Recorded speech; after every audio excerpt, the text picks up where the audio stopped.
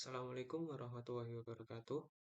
Kenalkan, nama saya Muhammad Rifki Azizi dengan NIM 2304160008. Di sini saya akan menjelaskan subbab dari buku Teaching Secondary and Middle School Mathematics, yaitu pada chapter 6 dengan bab pengajaran dan pembelajaran. Adapun materi yang akan kita pelajari pada kali ini yaitu yang pertama tentang standar pengajaran dan prinsip-prinsip yang terkait. Yang kedua, memilih kegiatan dan masalah. Yang ketiga yaitu lingkungan belajar. Yang keempat yaitu tentang wacana kelas. Yang kelima yaitu tentang praktek reflektif. Yang pertama yaitu tentang standar pengajaran dan prinsip-prinsip yang terkait.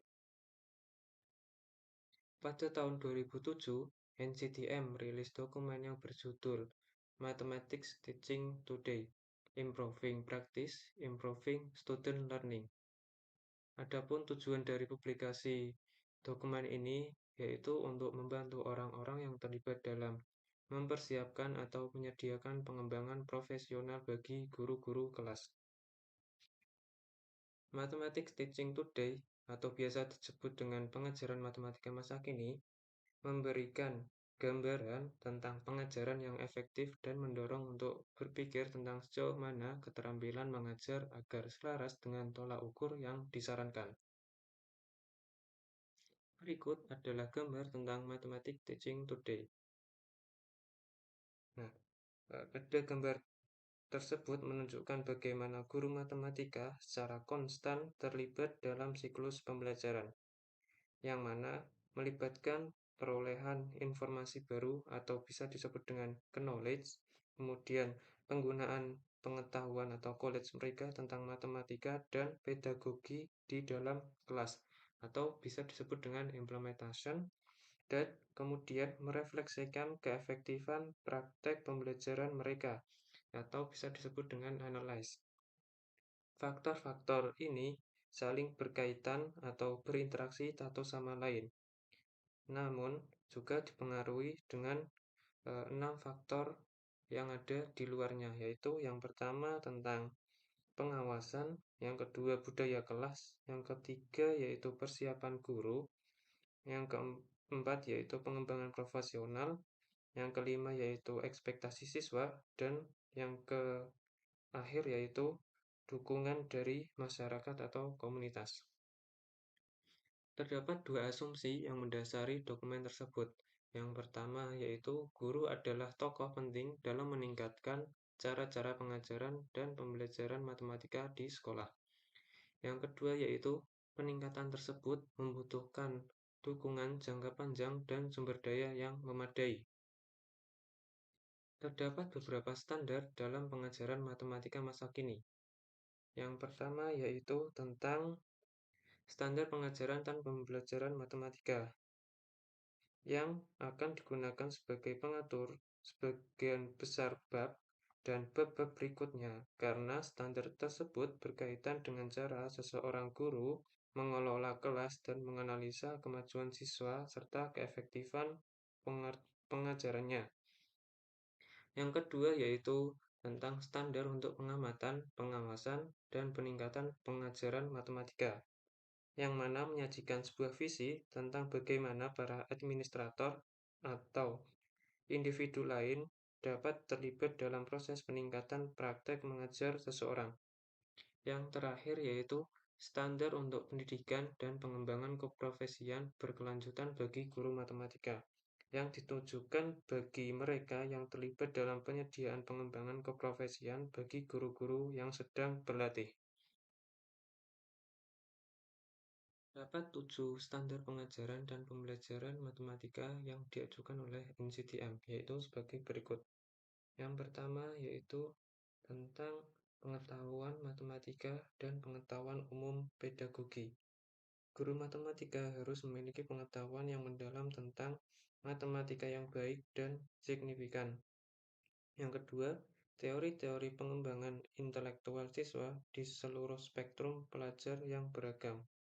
Yang ketiga yaitu pengajaran dan penilaian. Yang keempat yaitu strategi komunikasi dan motivasi yang efektif. Selain itu, guru perlu juga memiliki pengetahuan konten yang baik serta pemahaman yang mendalam mengenai faktor-faktor psikologis, sosial, dan budaya yang mempengaruhi proses pembelajaran. Yang kedua yaitu ada pengetahuan tentang pembelajaran matematika siswa.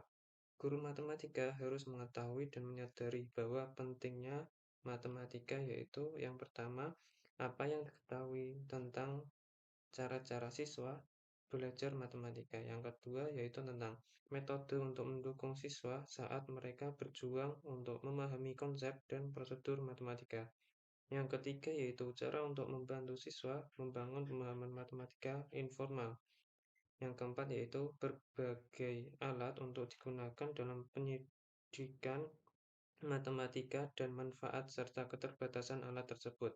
Yang kelima yaitu cara untuk merangsang keterlibatan dan memandu eksplorasi proses matematika dalam pemecahan masalah, penalaran dan pembuktian, komunikasi, koneksi, dan representasi. Selanjutnya yaitu ada tugas-tugas matematika yang bermanfaat. Yang keempat yaitu lingkungan belajar.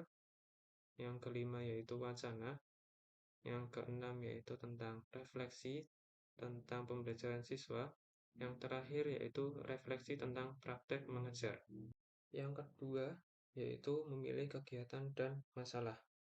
Perencanaan pembelajaran harus selalu dimulai dengan proses mengidentifikasi dan menyatakan dengan jelas pertanyaan-pertanyaan esensial dan tujuan yang ingin dicapai oleh guru. Pada saat yang sama juga, penting untuk mempertimbangkan berbagai masalah dan kegiatan tugas-tugas yang dapat digunakan dalam mengajarkan pelajaran untuk secara berhati-hati memilih jenis pengalaman yang guru yakini paling efektif dalam mengembangkan matematika yang relevan. Guru matematika harus merancang pengalaman belajar dan memberikan tugas-tugas yang didasarkan pada matematika yang baik dan efektif atau signifikan. Seperti berikut. Yang pertama yaitu melibatkan kecerdasan siswa. Yang kedua yaitu mengembangkan pemahaman dan keterampilan matematika. Yang ketiga merangsang siswa untuk membuat hubungan dan mengembangkan kerangka kerja yang koheren untuk ide-ide matematika. Yang keempat membutuhkan perumusan masalah, pemecahan masalah, dan penalaran matematika. Yang kelima mempromosikan komunikasi tentang matematika. Yang keenam, merepresentasikan matematika sebagai aktivitas manusia yang berkelanjutan. Yang terakhir yaitu menunjukkan kepekaan dan memanfaatkan latar belakang pengalaman watak siswa yang beragam. Menurut Ronau et al. Dalam bukunya yang berjudul Putting Essential Understanding of Function into Practice menjelaskan bahwa karakteristik yang disarankan untuk mengukur kekuatan tugas yaitu sebagai berikut. Yang pertama yaitu selaras dengan standar isi matematika yang relevan. Yang kedua, mendorong penggunaan berbagai representasi. Yang ketiga, memberikan kesempatan kepada siswa untuk mengembangkan dan mendemonstrasikan praktik matematika. Yang keempat, melibatkan siswa dalam pendekatan yang berorientasi pada penyelidikan atau eksplorasi. Yang kelima, memungkinkan masuk ke matematika pada tingkatan rendah, tetapi juga memiliki batas atas yang tinggi. Yang keenam, menghubungkan pengetahuan sebelumnya dengan pelajaran baru atau pengetahuan baru. Yang ketujuh, memungkinkan berbagai pendekatan dan strategi solusi. Yang kedelapan, melibatkan siswa dalam menjelaskan makna dari hasil. Yang kesembilan, mencakup konteks yang relevan dan menarik.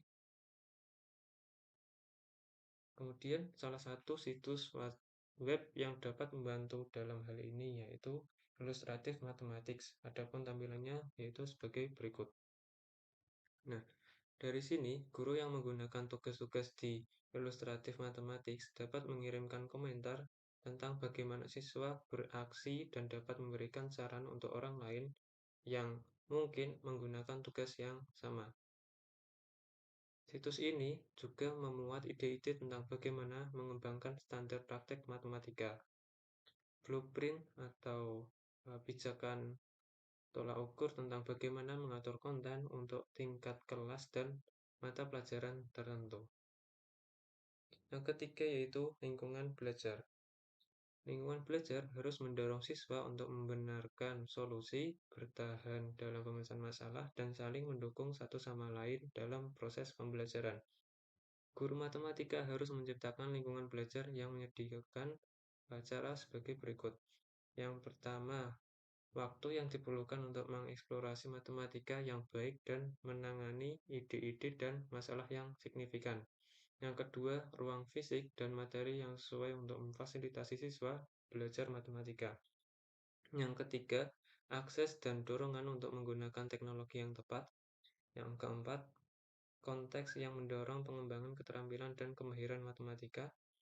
Yang kelima, suasana saling menghormati dan menghargai ide dan cara berpikir siswa. Yang keenam, kesempatan untuk bekerja secara mandiri atau berkolaborasi untuk memahami matematika. Yang ketujuh, iklim bagi siswa untuk mengambil risiko intelektual dalam mengajukan pertanyaan dan merumuskan dugaan. Yang terakhir yaitu mendorong siswa untuk menunjukkan kompetensi matematika dengan memvalidasi dan mendukung ide dengan argumen matematika. Yang keempat yaitu wacana kelas. Mathematics Teaching Today menyatakan bahwa wacana merupakan cara merepresentasikan, berpikir, bicara, setuju, dan tidak setuju sebagai pusat dari apa yang akan dipikirkan dan bagaimana siswa belajar tentang matematika, dan wacana juga merepresentasikan apa yang diperlukan oleh ide-ide dan cara ide-ide dipertukarkan. CCSSM menyatakan bahwa siswa harus dapat membenarkan kesimpulan mereka, mengkomunikasikannya kepada orang lain, dan menanggapi argumen orang lain. Guru matematika harus mengatur wacana kelas, yaitu dengan cara sebagai berikut. Yang pertama, mengajukan pertanyaan dan tugas yang memancing, melibatkan, dan menantang pemikiran setiap siswa. Yang kedua, mendengarkan dengan seksama ide-ide siswa dan memutuskan apa yang harus ditelusuri secara mendalam dari ide-ide yang dihasilkan siswa selama diskusi. Yang ketiga, meminta siswa untuk mengklarifikasi dan menjustifikasikan ide-ide mereka secara lisan dan tertulis, serta dengan menerima berbagai cara presentasi. Yang keempat, memutuskan kapan dan bagaimana melampirkan notasi dan bahasa matematika pada ide-ide siswa. Yang kelima, mendorong dan menerima penggunaan berbagai representasi. Yang keenam, menyediakan alat untuk eksplorasi dan analisis. Yang ketujuh, memutuskan kapan harus memberikan informasi, kapan harus mengklarifikasi masalah, kapan harus memberikan contoh, kapan harus memimpin, dan kapan harus memberikan siswa bergulat dengan suatu kesulitan. Yang terakhir yaitu memantau partisipasi siswa dalam diskusi dan memutuskan kapan dan bagaimana mendorong siswa untuk berpartisipasi. Smith and Stein tahun 2011 dalam bukunya yang berjudul Five Practice for Orchestrating Productive Mathematics Discussion menguraikan 5 cara yang dapat dilakukan oleh guru untuk menggunakan respon siswa agar mempromosikan wacana, yaitu sebagai berikut. Yang pertama, mengantisipasi kemungkinan respon siswa terhadap tugas-tugas matematika yang menantang. Yang kedua, memantau respon aktual siswa terhadap tugas-tugas yang diberikan. Yang ketiga, memilih siswa tertentu untuk mempresentasikan hasil kerja matematika mereka selama diskusi kelas. Yang keempat, mengurutkan respon siswa yang akan ditampilkan dalam urutan tertentu. Yang terakhir yaitu menghubungkan respon siswa yang berbeda dan menghubungkan respon tersebut dengan ide-ide matematika yang utama. Sebagian besar wacana di dalam kelas merupakan hasil pertanyaan-pertanyaan efektif yang diajukan sepanjang pembelajaran. Kita dapat membayangkan pembelajaran tersebut berjalan sesuai melalui 3 langkah proses pemecahan masalah, yaitu sebagai berikut. Sebelum melakukan pemecahan masalah, siswa perlu ditanyakan apa yang diperlukan untuk memecahkan masalah ini. Yang kedua, masalah apa lagi yang akan kita selesaikan yang serupa dengan masalah ini.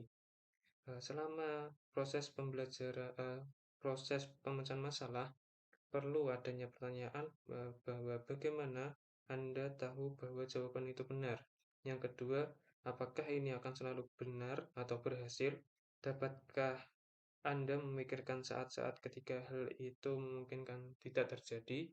Kemudian setelah adanya pemecahan masalah, muncullah pertanyaan yaitu, bisakah kita memikirkan cara lain untuk memecahkan masalah yang sama?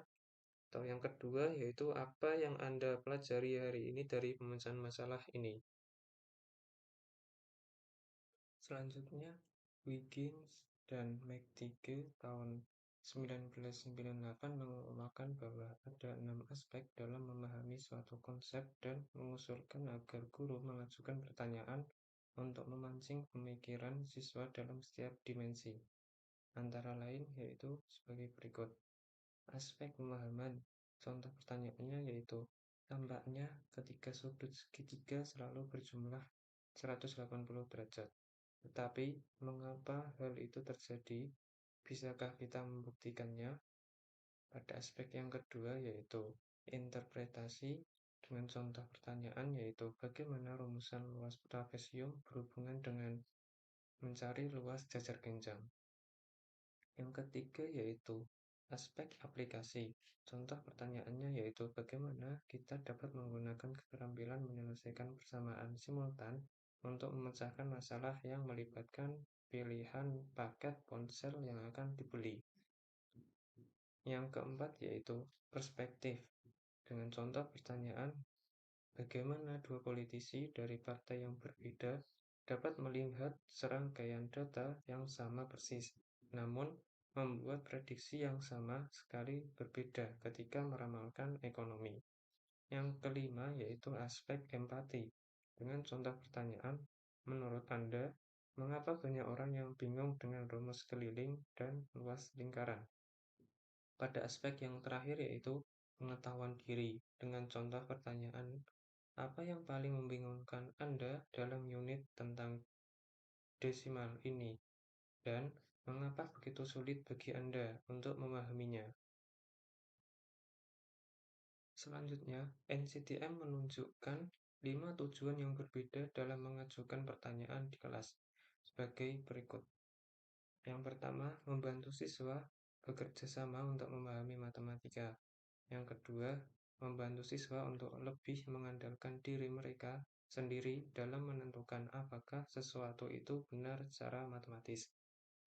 Yang ketiga yaitu membantu siswa untuk belajar bernalar secara matematis. Yang keempat, membantu siswa belajar menduga, menciptakan, dan memecahkan masalah. Yang terakhir yaitu membantu siswa untuk menghubungkan matematika, ide-ide, dan aplikasinya.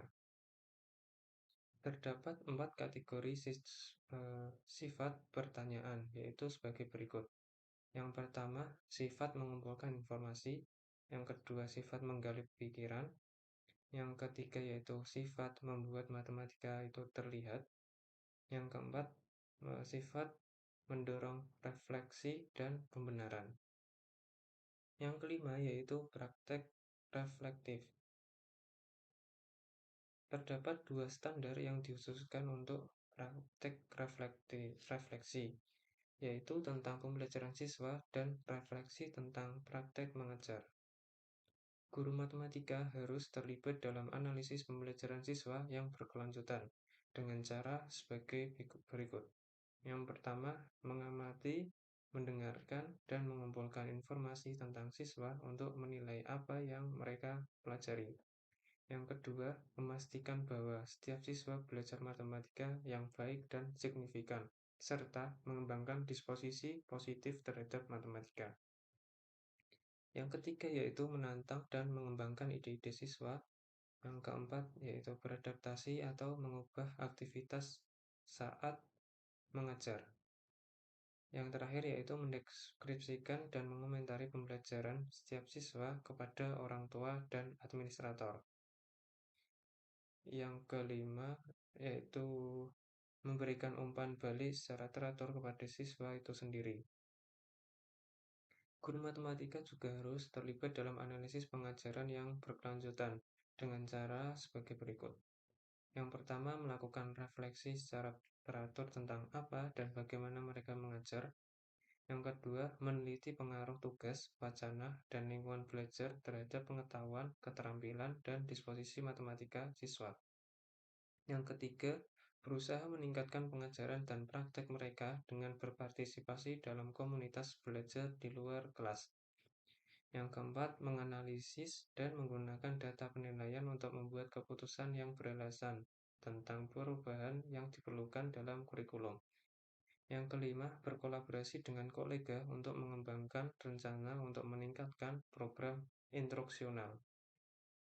Dengan mengikuti kedua standar tersebut, guru harus terus menganalisis kemajuan siswa dan praktek mengajar mereka itu sendiri. Terima kasih. Demikian penjelasan dari saya. Wassalamualaikum warahmatullahi wabarakatuh.